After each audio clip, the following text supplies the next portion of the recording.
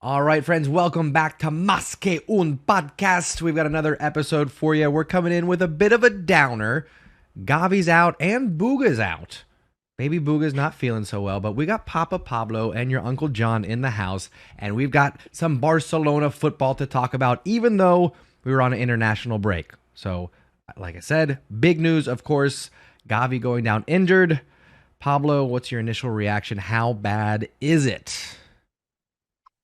Yeah, obviously. Hello, everybody. No Barca game, no ball guy as well, and now no Gavi. It was a different setup for me. I'm at my mate's house, by the way, in North Wales for this weekend. We've done Manchester and Liverpool a bit as well, but it's a different setup for me. But Pablo yeah, on I the mean, road. yeah, I mean, not only are we, like you said, John, very well remembered. I wasn't going to mention that ball guy wasn't here. Slipped over my head, but no, he's not here. Well, is he ill? Yeah. But of course, the horrible news for Barcelona fans is, and I guess that's why we do it on the Sunday night slot, isn't it? Is that we've sort of seen all the action and we can whack out on the Monday sort of nicely and freshly updated rather than by the time it's out, it's already out of date. Gavi out, playing for Spain. Looks like an ACL injury. As time of Mm-hmm. recording, that's not confirmed. By the time you guys are listening or watching this, that probably is confirmed. At least what the injury is and the rough estimated time out. Look, we're looking at minimum, and I mean minimum 6 months here. Yeah, I'm For a already player. seeing yeah, Yeah, already seeing his 2023-24 season is over, which is it's done. just It's actually horrific. And for Spain as well, it's obviously bad news for them with the Euros. They would have taken him to the Olympics. They would have botched him anyway doing that, like what they did to Pedri, to be fair. But yeah. for Barca, it's terrible news. For Gavi, it's horrific news. I mean, there's so much to get into this, John. I think there's so many like little segments to how like upsetting this injury news is. And the first one is he's obviously played way too much football recently. Sure. Um, Sure. for Barcelona, definitely, but I suppose it's more understandable for your club in a way. For Yeah. Spain, though, I mean, I'm a Spain fan, as you guys know, but Spain are already through here. No matter what 11 Spain bow from the 23 they picked for this international break, they will beat Cyprus away from home, who they played on Thursday night, and they'll beat Georgia at home, who they played on Sunday night. You know, this evening, they will beat them. I don't care who of the 11 have played; they're all good enough to win. They won 3-1 either game. The games didn't even matter. We're top, we're through. Why is Gavi not only playing obviously all the 90 minutes for Barcelona, but then he's rested almost everyone else for Spain. Luis de la Fuente this break, by the way, he's rested players. He even left some players at home, by the way, Mm-hmm. like Balde, who we spoke about last international break, and a few others too. Yep. And Gavi is playing 90 minutes. He played against Cyprus, and I bet my life on the fact that he would have played 90 minutes tonight had he not got injured. That's irresponsible. We saw it happen to Pedri. It's happened again to Gavi. Sure, at club level too, but then to do it at international level as well. And like I said, they would have done it this summer as well, the Euros, then the Olympics. So it's really, really poor. And I don't know how many more players are going to keep doing this too. They'll do it to Lamine as well. You can already Yep. see it happening to Lamine Yamal. I think they took him last break when he was injured, by the way, because they're desperate for him to get 3 caps with Spain, which means he then can't transfer to Morocco. It's like, Yep. you think Lamine Yamal is going to move from Spain to Morocco? You know, Right. No, I can't see that happening at this point. Different conversation, of course, but no, I don't see that happening. Yeah, and I think something that you mentioned, Gavi's been playing a lot for club too. And with Barcelona, they are putting any open date that they can squeeze a fixture in, friendly or not, if they can make $1 right now to help balance the budget, they're putting one on the books in all those matches, even the friendlies in the United States right now. As a Barcelona supporter living in United States, please stay in Barcelona, stay over in Europe for the regular season. Come over in the summer, okay, for a match or two, but squeezing in these games, it's putting miles on the tires. Players are picking up injuries. We're seeing it in, and again, it's not just Barcelona, it's other clubs too, but Barcelona are ones that are yeah, noticeably doing it to yeah. themselves. Yeah, yeah. No, you're right about that friendly. Like for anyone who hasn't seen that, I think we've got a game. I could be wrong on the dates here, but I think it's the 20th or something of December. We're Yeah. playing Almeria, I think, at home, Mm-hmm. and then I think so. And then it's on the 21st. We're playing Club America Yeah. from Mexico in Yeah. United States. Yeah. Incredible. So what will happen there is the players will end the game. It will be at Montjuic, and then what they do is I'm guessing they just shower and then they go all together and get on a plane and go. Yeah. That's incredible. For recovery after what will be an important La Liga match, then go and play another one. And also, by the way, for anyone thinking go and play the second team, The only reason we're getting 5 mil is because we're going to say we're going to take Lewandowski to you. We're going to take, well, it would have been Gavi to you, Pedri to you. That's the only reason we're getting 5 mil. We can't rock up with like the B team. Our first team players will be playing. Araujo, they'll all be playing. To Stegen will all be playing this game. So, João Felix, Cancelo, certainly the new signings, you know. So, yeah, you're right about the money situation with Barca. That's another point. But we're not protecting these players. It's happened to Pedri. It happened to Ansel actually in a different way. But I think it's just heartbreaking to see these players, John, because they don't come back the same player. Is what's horrible. Yeah. I think it's not only horrible the fact that Gavi's going to be out for a massive season in his career and for Barcelona and for Spain at the Euros too. He's the man of Spain. We said just a few podcasts ago. Yep. Massive miss, obviously. But if Gavi was coming back at the age of 20 and we knew he'd be the identical footballer that he was when he left this evening, we'd say, okay, it's horrible, but he's going to come back. There's absolutely no guarantee that he's going to come back and resemble that Gavi again. Yeah. There is none. We've seen it. Ansu Fati has never, ever been the same again. He hasn't, and I don't think he will. Yeah, you mentioned it. It happens player after player. Yeah. It was such a strange injury, too. Did you see how it happened? Yeah. A bit of I'll call it a bit of a spin, a bit of a pirouette by Gavi. Just looks like he got his cleats caught at the wrong time. Nobody really within 6 feet of him, just twisted his knee at the wrong time. So a bit of a freak accident, but I'll say that kind of thing happens, I think, when your body is tired, when your mind is tired. So I agree. How much of this do you blame on Spain's manager, De La Fuente? Yeah. It's one of those where obviously I think I'm seeing him getting absolutely bombarded on Twitter, right? Yeah. Yeah. It took a while to even get to any actual Gavi information on my scroll. It was all just De La Fuente getting some heat. Yeah.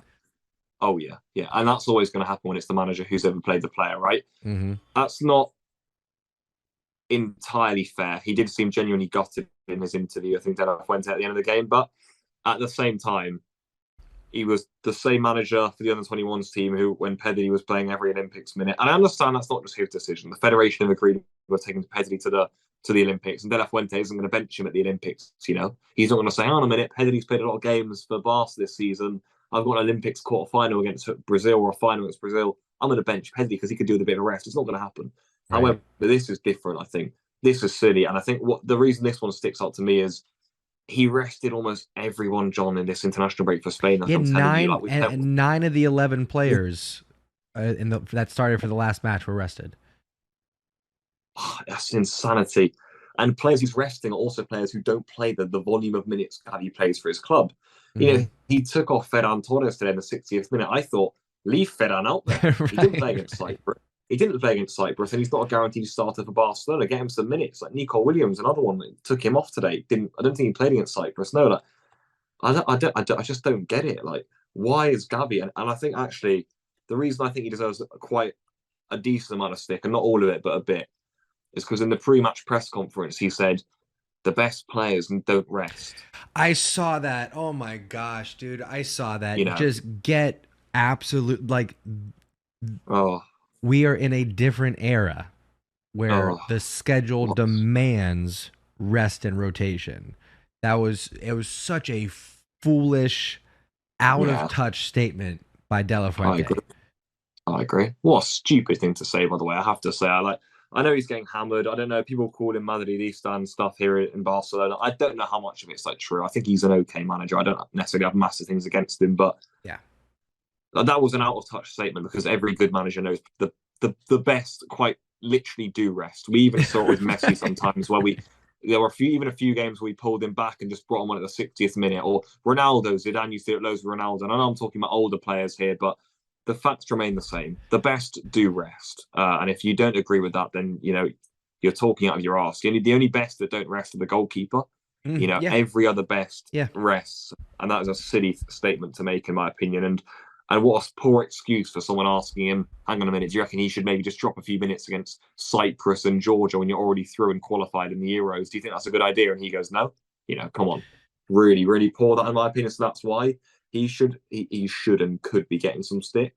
I'm sure he's remorseful. I'm not saying in any way that he's, you know, putting Gavi out there and genuinely thinking, oh, he could get injured. He's probably going to think it's going to be okay. Like we're all thinking. But it is. I thought that was a silly comment. That's clearly come back to backfire on him. And it's funny that people have actually been going on about this for so long with Gavi now.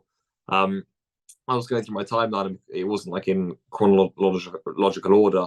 And I saw so many tweets from the second the Spain lineup was released, and before anything happened, it was people screaming in capitals, "Why is Gavi starting? Something's about to happen." And I thought, Yeah. like, to be fair to you guys, you've got it spot on. And people Yeah. have been saying every international break when I see him starting at Cyprus, it's like, what's going on here? Ooh, yeah, I'm admittedly still in a little bit of denial about it. I think I'm gonna wake up tomorrow and we're gonna see the the diagnosis. We'll get an estimation on how long he's actually gonna be out. Oh, this is gonna break my heart a little bit. It's gonna suck. And one thing I do want to circle back to, I did love seeing Ferran Torres pull out the Gavi jersey.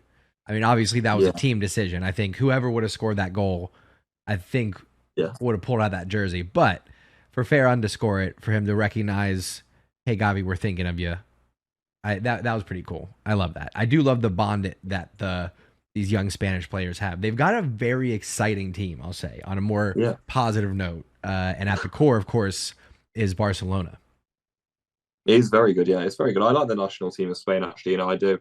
I think it's a shame they maybe underperform a bit in international tournaments, because I think they play some really good football. Maybe some of the most like consistent and solid in Europe, actually. Maybe even in the world, like in the qualifiers and stuff, where you can see like a style of play. And often these international games are quite weird.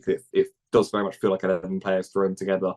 With Spain, I think it's quite coherent. Everything's done very well. The training that's good. The way they play is really good. And the players coming through a class. Obviously, you can see some like the Real Sociedad players now on the team that really comfortable with the ball. Very, very good style of play. All of them. It's very, very good to watch. I was just going to say it's a bit odd because if you look back, 10 plus years ago, it was mostly Barcelona with a flavor of Real Madrid. But now it is mostly Barcelona with Real Sociedad filling in the gaps there, which we mentioned, I think, on one of the first podcasts, whatever match it was that we played Sociedad. Yeah. How Well, impressed we were when we with got that hammered club. by them.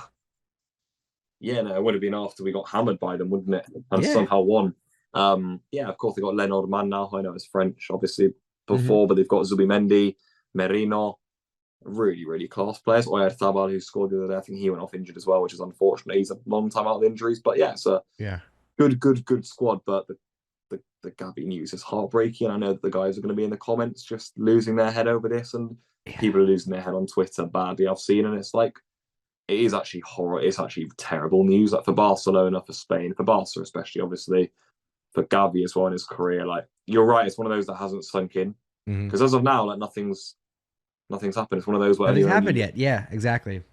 But like, it's one of those, when it kicks in, it's gonna hurt. And seeing him on the bench for months on end, you know what I mean? Like even when things are going good for Barcelona for the remainder of the season, even in the happy times, there's going to be camera shots. There's just pan right over to Gavi, missing out on the action. So it will be frustrating. And he strikes me as one of those types, John, who won't be very good with an injury, because he's one of those who feel like who does want to play every minute, and he's so eager, and that's something actually someone else said, by the way, as well. It's like that's the manager's job to rein them in and to play every minute. Yep, because poor management, but the best players want to and are willing to play every minute, and it's the manager's job not to allow that to happen. Yep. Right. Yeah, you've got such an important role as a manager. So you don't take responsibility and just put your 11. You just put Gavi on against Cyprus and Georgia because it's going to get you a good result. Like, it's irresponsible. Yeah, because he's your best midfielder. But it's like, think a bit, Yeah. So poor. But Gavi is just, I can imagine he's one of those who you just think will just like be crying and crying and crying in his home in Barcelona. You just know it because I don't think he'll be able to cope with it mentally. The idea of not playing for 9 months. Yeah. I'm gonna make 2 bets right now, 2 wagers. One is that Barcelona will win a trophy this spring and Gavi will run onto the pitch with crutches. The second is that Gavi, because of his mentality, will come back too soon and will re-injure himself and be out longer than what we initially expected. And I'm knocking on wood because I want to be wrong about the second one. But Yeah. I got some I that's my gut feeling. That's my initial reaction. Yeah, those are two very accurate predictions. Let's hope he's running on. We've won the Supercopa in Saudi Arabia in January. Yeah. Maybe it's Real Madrid, who won't have Vinicius Junior either, by the way. But Yeah. Yep. and you're right about. I think I read it in the papers this week that Pedri said that he regrets coming back this soon and that he maybe should have waited until after the international break because. That And makes it's like sense. That makes when are we gonna total when are we sense. gonna stop this? You know, like Yeah. He didn't look good in his first no, couple of matches back. Not at all. So that makes no, perfect sense. Not being comfortable out there, not trusting your body, having part of your yeah, mind thinking about protecting yourself. Like, yeah, yeah, you can't have that. You gotta, yeah. no, Oh, that makes so much sense. This is a total sidebar diversion, but you mentioned Vinny Jr. and yeah, I forget if it was today or yesterday was I believe the anniversary of Ronaldinho getting the applause at the Bernabeu from the Madrid okay, fans. And while that is one of my favorite memories of any El Clasico, and Ronaldinho is one of my favorite players, a scary thought entered my mind, which was, is that going to happen for Vinny Jr. at the Camp Nou one day? Is he that good? Are we going to see Culés applaud a Vinny Jr. performance one day? It shivers went down my spine. I was like, oh shit. I think we could see something like that happen. I mean, I don't want to doubt him as a player because I think I probably did that in 2018-19 when I thought this guy's got no end product and he's turned out to be really good. But Yeah. the reason I think it could not happen is because of his attitude, John. Fair. Surely he's one of Fair. those players who's so hated in Spain and probably definitely Barcelona as well, Fair. that even if he was to score a hat trick, we'd be like, nah, not you, mate. We Won't give him his refuse. flowers. Yeah, yeah. However, the Camp Nou crowd is also a very generous crowd, so it could be one of those where if he scores a wonder goal for his hat trick, a bit like Ronaldinho did with that dribble where he sat down Ramos and stuff and put it past Casillas, then I Mhm. wouldn't put it past us. Let's just hope that doesn't happen. Why you bring that into existence? I'm sorry. I had to share the thought because at the Camp Nou you get a lot of tourists. I mean Oh yeah, we saw what happened against who was it, Frankfurt, in the UEFA League. So the Europa League, I should say. So it's stranger things have happened, I'd say. But anyway, like I said, total diversion. One thing I do want to get to yeah, that is happier yeah, news. Frenkie De yeah, Jong is yeah. aiming towards maybe being back for this upcoming Rio match, which is Barcelona's next fixture. How are we feeling about that? Massive. Like we spoke before in like last week's pod about how big these games are. I know we'll probably get onto them in a minute because they just are so massive and they're so difficult to that Rio one. But now that we're without Gavi, I mean, my God, do we need De Jong back? A presence of that midfield who's got legs, who can beat lines of press, who can press well from the front too.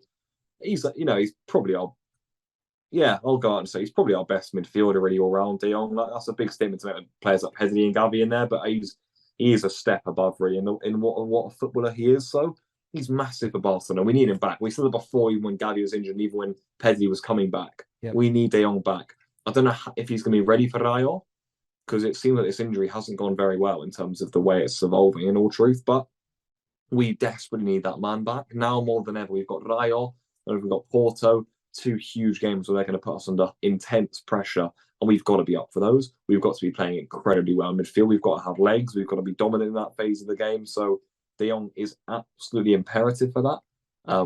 But again, so excited to have him back. Massive for us, isn't he? Yeah, I am very excited to have him back. He is crucial to the club. I would probably not play him against Rayo. Yeah. I think it's too high of a risk if he's not 100% fit, ready to go.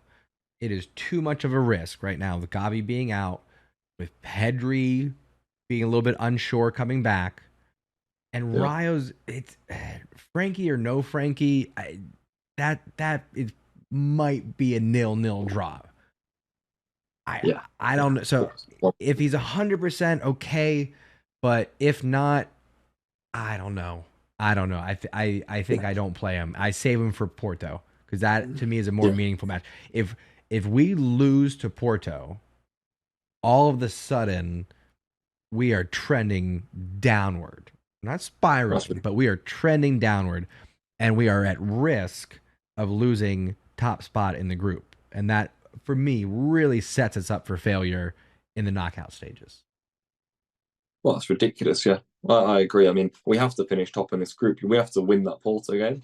There's no doubt about it. But we do have to win all these games coming up. I'm not going to lie. If we draw in La Liga, so we do draw to Real on Saturday, which is hugely possible in my opinion. But we need to Yeah. scrap through it now. We're going to be in trouble anyway. But I see this period as one of those where you keep winning ugly. You keep winning like you did Mm-hmm. against Alaves. And I know people hate it at the time, but believe me, there will also be probably in about 3-4 weeks of time when we start playing really well again and Yeah. we start winning games properly. And then you'll wish you just got those one or 2-1 wins, Yep. Where it's not pretty to watch, but you get over the line. I'm looking for that again against Real on Saturday, Not exactly like an attractive performance from Barcelona, but a Yeah. very effective one. We desperately need that. Yeah. So that is all I'm looking for. I know people will say that we need to play well, but the way the squad's looking right now, and the way we're playing, we just need wins. And again, Porto is massive. I think to be honest, against Porto, we'll probably have to play well if we're going to beat them Yeah. because the way they were in the first leg, wow. Yeah. Porto's at home for Barcelona at least, Yeah, so that's good. yeah, Um, I'm curious. So we got Rayo on the 25th. We got Porto on the 28th. Then in December we got Atletico at home. We got Girona on the 10th. After that, uh, are we gonna see Xavi? To your point about winning ugly, go for more of a defense first lineup. And um, in particular, what I mean is either João Cancelo or Balde going to start getting rotated out and going with more of the three center backs with one wing back that we saw be so successful for Barcelona last year. yeah, definitely could be wise. I mean, I think with the fact that we already saw him do it against Alaves at home, maybe suggests that he's going back to that, and he knows like the fans that it hasn't been working with the two natural fullbacks at four at the back. Yeah. I wouldn't hate to see it. It depends how he does it. I think for me it would be probably Balde at left back and then Kunde at right back with Araujo and Christensen at centre back. But I just don't. I think Inigo Martinez will definitely play, which isn't necessarily a bad thing. And I know João Cancelo will definitely play, which just makes Xavi. I feel like he almost feel like he needs to like unbalance the team in that regard. And then the full midfielders. I mean, who would you put in midfield at the moment? Then would it Gundogan? I Let's say can Pedri start against Rayo? Yeah, I suppose he can. Yeah, I'm gonna go wild here on this one, Pablo. You're gonna laugh at me for this one, but I'm channeling Pep Guardiola. I'm going Balde, yeah, Christensen, Araujo, Kunde. I'm yeah. going Frenkie De Jong and João Cancelo playing Mm, in front of that back four. And then I'm going Felix. I'm going Pedri. I'm going Rafinha. And I'm going mm. Lewandowski playing in front of those three. It's a very exciting lineup from you. It is very exciting. It's potentially our 11 best players on the pitch. To be fair, With Gavi injured, I would say that. yeah, yeah. There was no Gundogan in that lineup. No, No Gundogan, yeah. I I in wouldn't. this I case I'm going wouldn't hate Pedri that. over Gundogan, which Yeah, I agree with. I agree so with, no doubt. I don't hate that lineup at all. I quite like it. In fact, okay, I think all it's right. very, very, very exciting. I think you're right that with this pivot problem, it wouldn't be a bad idea to put João Cancelo next to De Jong. I think But of I course, think having Romeu in there right now makes me very nervous. I know early in the season yeah, he looked good next to yeah, Frankie, so I wouldn't be shocked if Xavi went to that first. But if that yeah, doesn't work, I would love to actually see him play more of a 4-2-3-1 with a Frenkie and a João Cancelo holding down those pivot Yeah, spots. yeah. I mean, you're right though. With De Jong back in now, you have to wonder whether Romeo starts coming back in more. Mm-hmm. And if he does, I think if he does, it's good news in the fact that we'd hopefully get a bit more structure back. Sure. But I mean, I think we said it last podcast. Well, I even look back to the start of the season, and I don't think Barcelona have played well this season. It hasn't We been their don't. best season. It's We been inconsistent for sure. we don't look very like fluid at all. Like when I watch us play, it's also like forced, and it feels like we only Mm-hmm. start really getting into gear when we're like 1 or 2 nil down. And we've done so many comebacks. Honestly, there've been so few games where it's like started and we've just played well Yeah. and just wiped the floor with the team and done really well and just got a nice comfortable victory. It just hasn't been that season. No, it's slow football. I mentioned on the last podcast it reeks of Barcelona and Spain post heyday. We're Yeah, talking 2013, 14 type style of play where it's overthought. It's micromanaged. We got to unleash this talent a bit. Let's yeah, get some one touch passing in. Let's get some yeah, flick ons. Let's get a little bit more to your point. I think you said fluidity to the style of yeah, play. It's not open. And now here's the thing. Here we do have to give a bit of grace here because 90% of Barcelona's opponents in La Liga are playing a more conservative, more compact defense. We have to admit that, right? Have yeah, to acknowledge that. But when we get to Europe and we're playing against teams like Porto and the like that will open up a little bit more, we're still not seeing a Barcelona that's fun, that's exciting, that's attractive, that will bring in, that next generation of audience that's going to continue to support the club and continue to support financially as well. So to tie it all back together, you got to get back to the Barcelona brand of football. yeah, yeah. It's just you're right. I mean, just those sorts of moves where you're just on the edge of your seat and it's like one touch and all the crowd are on their feet and even if it doesn't go to the back of the net, you're thinking, oh wow, this is it's a great watch here, all these flicks and tricks, and we're dominating here. It's so like I don't know. It's felt there's been so many tough watches to be honest with you, where it's like trying to heave the ball into the net. Like Alaves was another one. And I'm just thinking about all those La Liga games this season where it's been like wow, only Betis and Antwerp really, isn't it? The two Mm-hmm. games that we've had joy in. We've Yeah. played Barca football and won with big scores. It's just we haven't taken off, but that's why I say that with the injuries, it's hard to maybe. That's why I say you wait for players to come back in and you get through these games because they're massive games now. You have to get through them. Yeah. Get through Rayo, look for a sort of performance against Porto, and then send us into that game against Atletico with some sort of belief that we can play them off the park and you go from there. But it's going to be a massive couple of games. I mean, so by the time we do next podcast, we would have just played Rayo. Was that right? Yeah. Yep, that's what I was Yeah. about to say. We can Yeah.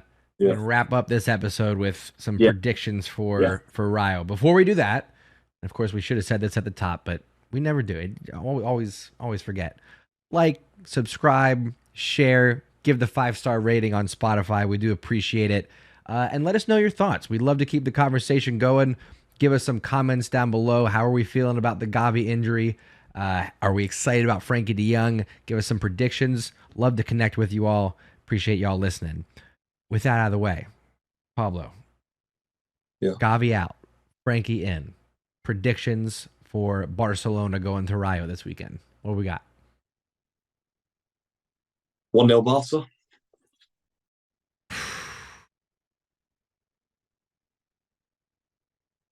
2-1 Barca. But I think you're probably right. I was about to say I think you're right.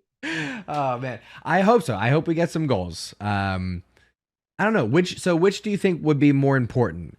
Getting 2 goals for Barca and looking sharp offensively, or getting a clean sheet and a win?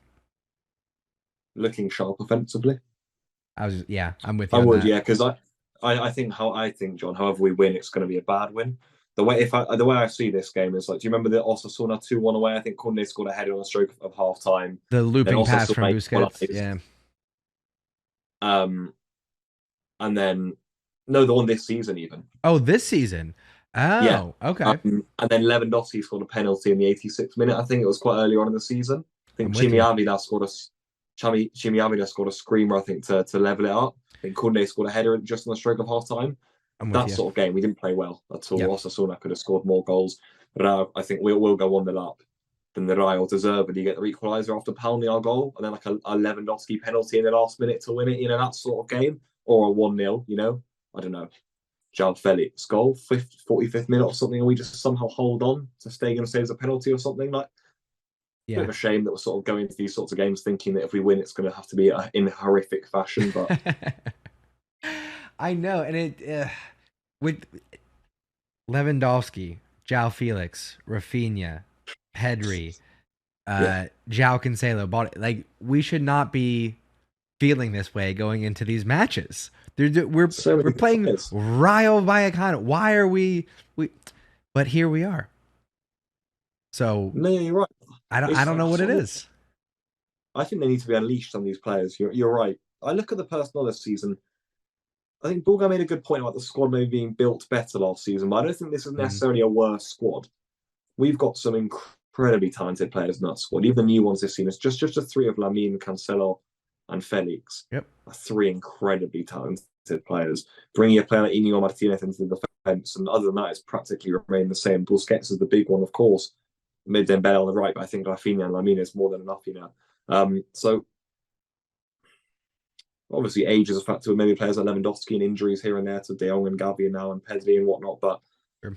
I think we've got more than enough quality players. Gundogan's coming as well, to really be hurting teams and hurting them quite badly. In fact, I thought we'd see a lot more results like the Betis one this season, Yeah. because now we have players like Felix who can offer us more goals. Last season we didn't really have goals other than Lewandowski. Right. Right. It was all quite stubborn. It was Lewandowski plus maybe Rafinha with a 1-0 every now and then, or Pedri with a 1-0 when he was fit. This Yeah. year I thought we'd have a bit more goals from different areas actually, especially with Felix, and Cancelo also can score goals.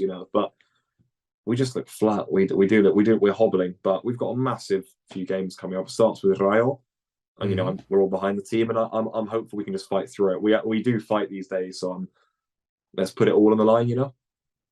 In Xavi we trust at the end of the day, right? That's that's what we signed up for. So we'll see. Like you said, next time we check in, it'll be just before the Porto match. We'll of course Yeah. go over the results of Rayo in the next one. We'll preview Porto.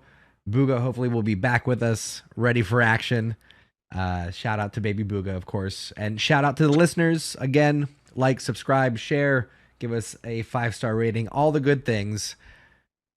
Pablo, any final words? Anything for us to look out for? No, no. Like I said, big games coming up. Thank you to everyone for tuning in again. We want to build this even more and more. And also, a quick one, maybe if people are still listening, pop guest suggestions in the comments. Yeah. Because we want to get a few guests on. I think someone left a few last episode, but pop them in. Who do you want on? Because we want to start building this community a little bit more. And we think we can bring some good amount of listeners in here. So yeah, if you're enjoying it, just share it about and just let us know, or even tag your guests on Twitter or something, and say you should go on the podcast. Yeah, I like that. Tag your favorite podcaster, your favorite content creators, your favorite Barcelona supporters that you would love to see on the channel. Tag them down in the comments.